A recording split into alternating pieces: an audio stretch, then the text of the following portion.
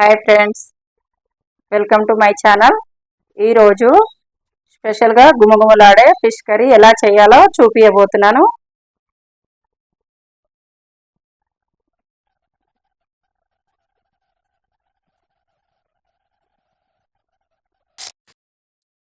KG fish, పచ్చిమిర్చి, onion, tomato, కరివేపాకు,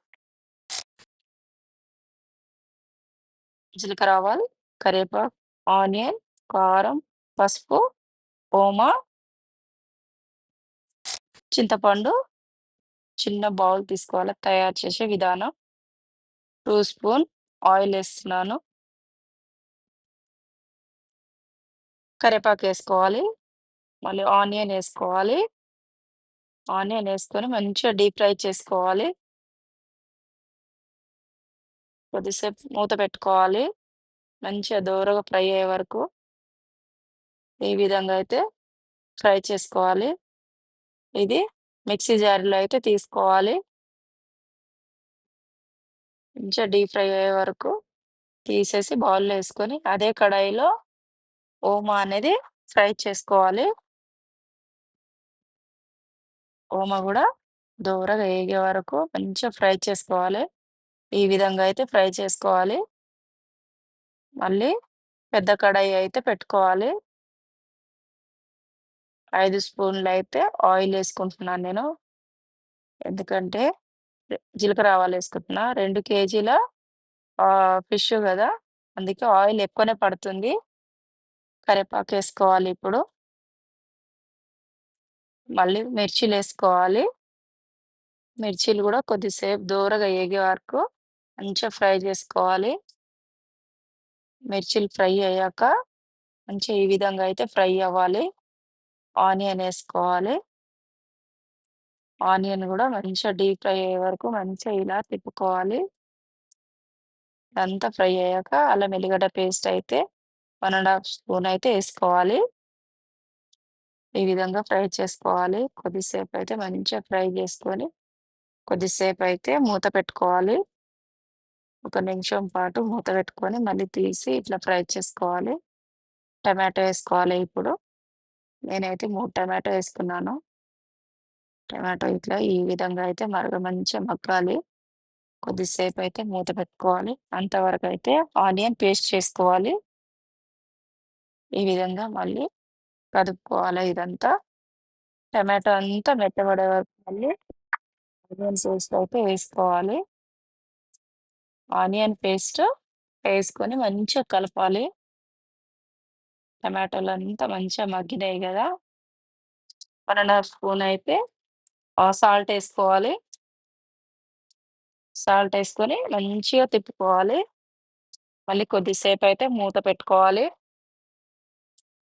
మళ్ళీ మూత తీసి చూసాక ఈ విధంగా అయితే మంచిగా మగ్గిపోతున్నాయి టమాటో. పసుపయితే ఏసుకోవాలి. తగినంత చిటికెడు పసుపు,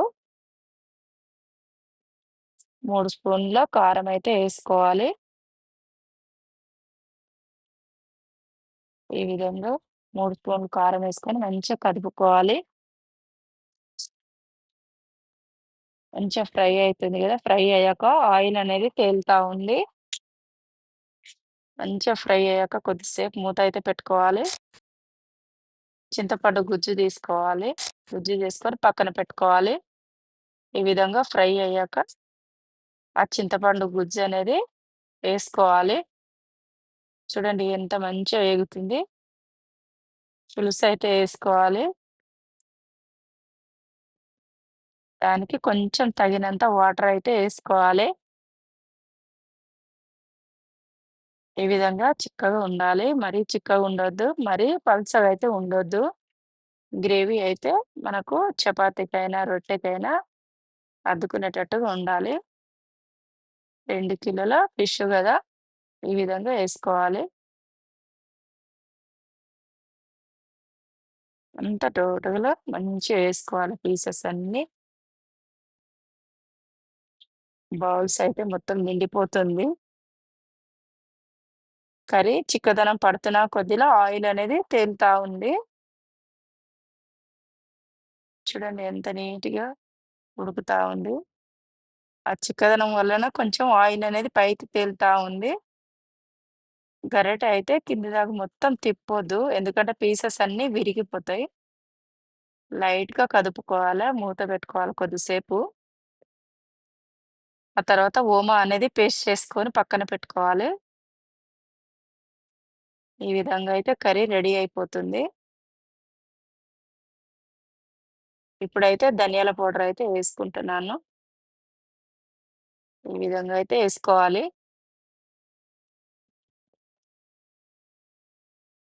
లైట్‌గా అయితే ఇట్లా కదుపుకోవాలి. ఎందుకంటే ఇప్పుడేమో ఓమా పేస్ట్ ఏసుకోవాలి. ఓమా పేస్ట్ ఏసుకున్నాంక లైట్‌గా కదపాలి. పీసెస్ విరగకుండా లైట్‌గా అయితే కదపాలి. ఎక్కువ అయితే కదపకూడదు. పీసెస్ అన్నీ చూర చూర అయిపోతది. కొద్దిసేపు మూత పెట్టుకొని తర్వాత కొత్తిమీర అనేది ఏసుకోవాలి. ఈ విధంగా కొత్తిమీరంతా కొద్దిసేపు మళ్ళీ లైట్‌గా కదిపేసి మూత పెట్టుకోవాలి.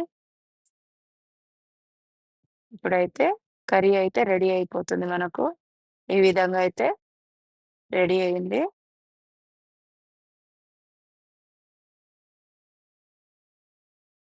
చూడండి ఎంత మంచిగా నీట్‌గా రెడీ అయిపోయింది కర్రీ. గుజ్జు గూడా చిక్కదనం అనేది మంచిగొచ్చింది. పీసెస్ గూడా ఎంత బాగా ఉడికినాయో చూడండి. మీరు గూడా ట్రై చేయండి మీ ఇంట్లో. నా వీడియో చూసే వాళ్ళందరూ లైక్ చేయండి, షేర్ చేయండి, సబ్స్క్రైబ్ చేసుకోండి. ఓకే ఫ్రెండ్స్ చూడండి ఎంత బావుంది. కర్రీ అనేది చల్లదనం పడుతున్న కొద్దిలా ఆయిల్ అనేది మంచిగా తేలుతుంది చూడండి. ఎంత బాగొస్తుంది కర్రీ. చూసారు గదా! ఈ విధంగా అయితే రెడీ చేసుకోవాలి. వేడి వేడి ఫిష్ కర్రీ అయితే రెడీ అయిపోయింది. టేస్టీగా ఒక బౌల్‌లో అయితే యేసుకుంటున్నాను. చూడండి నా ఫిష్ కర్రీ అయితే రెడీ అయిపోయింది. Okay friends. చూడండి గుమగుమలాడే ఫిష్ కర్రీ రెడీ. మీ ఇంట్లో మీరు గూడా ట్రై చేయండి. Okay friends. చూడండి ఎంత గుజ్జు గూడా గ్రేవీ ఎంత చిక్కదనం వస్తుంది. ఈ విధంగా చిక్కగా జేసుకోవాలి గ్రేవీ. ఈ విధంగా జేసుకుంటే మన రైస్‌కైనా మంచిగుంటది. రొట్టెకైనా బావుంటది. జొన్న రొట్టెలకైనా, చపాతీకైనా అద్దుకొని తినొచ్చు. సూపర్! సూపర్! టేస్టీగా చాలా బావుంది. Okay friends. బాయ్.